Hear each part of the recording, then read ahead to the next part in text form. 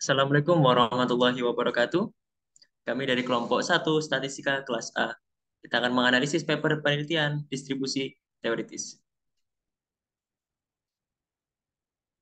Oke, kelompok kami beranggotakan yang pertama Kartika Indah dengan NIM akhir 2001, Irfan Emzin dengan NIM akhir 2015, Adini Regina dengan NIM akhir 2032, Adi Firdaus dengan NIM akhir 2077, dan saya sendiri Fetrihan dengan NIM akhir 2082.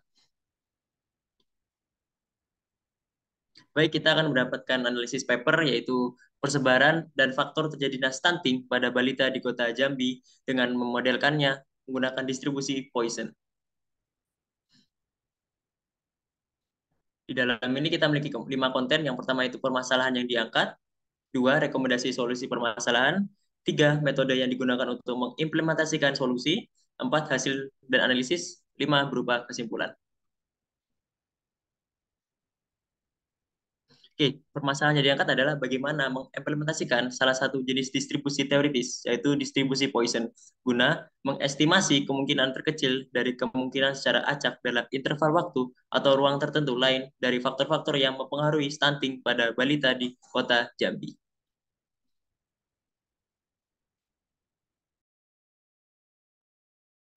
Rekomendasi solusi permasalahan, yaitu solusi yang tepat untuk mengatasi permasalahan pada kasus ini adalah distribusi Poisson. Distribusi Poisson merupakan distribusi peluang dari beberapa macam kejadian acak yang mampu memodelkan kejadian yang jarang terjadi dengan mengestimasi probabilitas jumlah kejadian dalam interval waktu atau ruang tertentu. Distribusi pada nilai-nilai di suatu variabel random X, di mana banyaknya hasil yang diperoleh dalam kejadian tertentu untuk menyatakan peluang apabila rata-rata kejadian tersebut diketahui dalam waktu yang saling bebas. Ciri-ciri distribusi Poisson yaitu banyaknya percobaan yang dilakukan pada daerah tertentu tergantung pada hasil percobaan yang terjadi. Probabilitas terjadi secara singkat sesuai dengan selang interval yang dilakukan.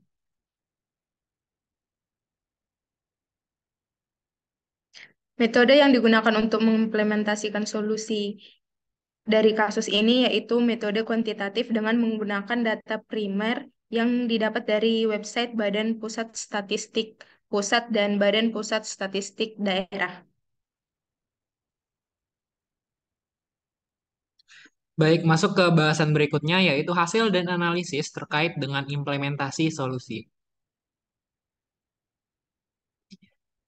Nah, di sini tampil tabel kasus stunting pada tahun 2022 di Kota Jambi, di mana di sini pada data ditampilkan 11 kecamatan dengan total kasus stunting sebanyak 161 kasus.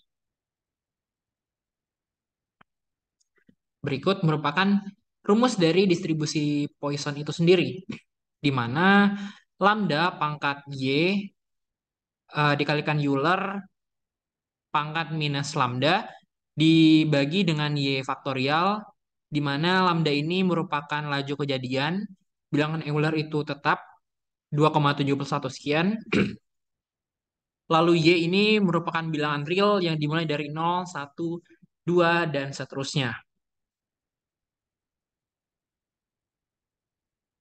Nah, perlu diketahui di sini kami menganalisis kasus stunting ini dengan menetapkan hipotesis, di mana hipotesis yang kami tetapkan ini berdasarkan dari jumlah penerima program keluarga harapan, jadi tentang kemiskinan suatu keluarga dan juga tingkat pendidikan suatu keluarga, suatu orang tua dari kasus stunting yang terjadi di Kota Jambi pada tahun 2022.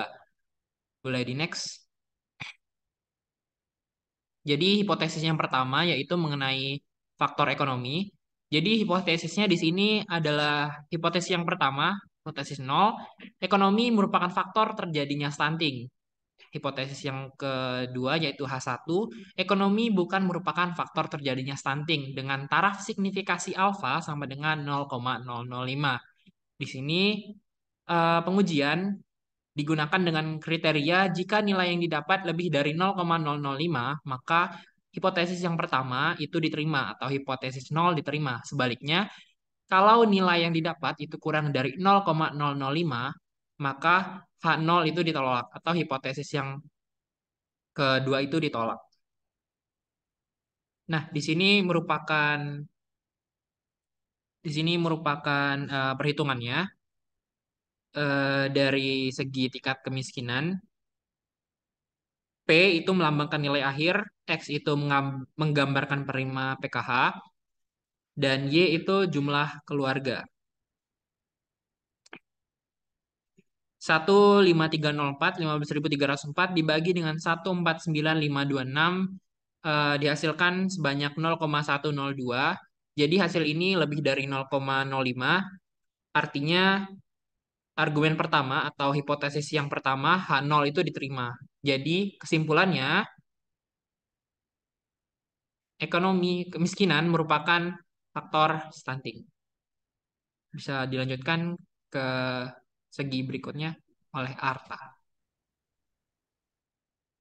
Baik, selanjutnya perhitungan distribusi Poisson stunting dari segi pendidikan orang tua di Kota Jambi. Di sini sudah terdapat tabel tingkat pendidikan di Kota Jambi, mulai dari yang belum pernah sekolah hingga yang tidak sekolah lagi dengan jumlah data 100. Selanjutnya, hipotesis yang diambil di sini, yang hipotesis pertama adalah H0, tingkat pendidikan merupakan faktor stunting menurut distribusi Poisson. Kemudian, hipotesis 1, tingkat pendidikan bukan merupakan faktor stunting menurut distribusi Poisson. Dengan taraf signifikasi yang ditentukan adalah alfa sama dengan 0,005. Sehingga kriteria yang diuji di sini yaitu H0 akan diterima jika nilai rata-rata Poisson ini lebih dari 0,005. Sedangkan H0 akan ditolak atau H1 akan diterima jika nilai rata-rata Poisson atau Poisson kurang dari 0,005. Selanjutnya bisa dilihat di perhitungan ini, dengan P merupakan jumlah pendidikan dari SD hingga SMA, dibagi dari seluruh jumlah, didapatkan hasil 0,0491. Kemudian N adalah banyak populasi, sejumlah 598.103. Dengan demikian dapat dihitung 0,0491 dikalikan dengan jumlah penduduk rasio umur 15 hingga 23 tahun, yaitu 152.372 X sama dengan 0,0491 dikalikan 152.372. Didapatkan hasil 7.481,462. Maka di sini P sama dengan P atau jumlah pendidikan dari SD hingga SMA sama dengan X per N sama dengan 7.481,462 dibagi 598.103 dihasilkan 0,0125. Sesuai hipotesis tadi, 0,0125 ini lebih dari 0,005, maka H0 itu diterima. Kesimpulan yang didapatkan adalah pendidikan orang tua ini mampu mempengaruhi perkembangan balita untuk terjadinya stunting. Selanjutnya untuk poin kesimpulan akhir, di sini ada 3 poin kesimpulan akhir yang akan kami sebutkan. Yang pertama yaitu kejadian jarang. Distribusi Poisson cocok untuk menggambarkan kejadian yang jarang terjadi. Jika Anda memiliki data yang melibatkan frekuensi kejadian yang rendah dan tidak terduga, distribusi Poisson dapat memberikan perkiraan probabilitas dan distribusi kejadian tersebut. Selanjutnya untuk poin kesimpulan nomor 2, kejadian acak dan independen. Distribusi Poisson bergantung pada asumsi bahwa kejadian yang diamati terjadi secara acak dan independen satu sama lain. Jika kejadian yang sedang Anda analisis memenuhi asumsi ini, distribusi Poisson dapat memberikan representasi yang tepat. Selanjutnya untuk poin kesimpulan nomor 3, estimasi tingkat kejadian. Distribusi Poisson dapat digunakan untuk mengestimasi tingkat kejadian rata-rata dalam interval waktu atau ruang tertentu. Dengan menggunakan distribusi ini, Anda dapat memperoleh informasi tentang frekuensi rata-rata kejadian yang terjadi dalam suatu populasi atau wilayah. Selanjutnya untuk sumber referensi. Untuk sumber referensi dari kelompok kami, yaitu dari jurnal https://online-journal.unja.ac.id, multi-proximity article view, dan juga untuk sumber dari Rozi, Faru, dan kawan-kawan pada tahun 2022, analisis faktor-faktor yang mempengaruhi stunting pada balita di Kota Jambi menggunakan distribusi Poisson. Selanjutnya. Baik, itu dia hasil presentasi dari hasil kerja dan diskusi kelompok kami.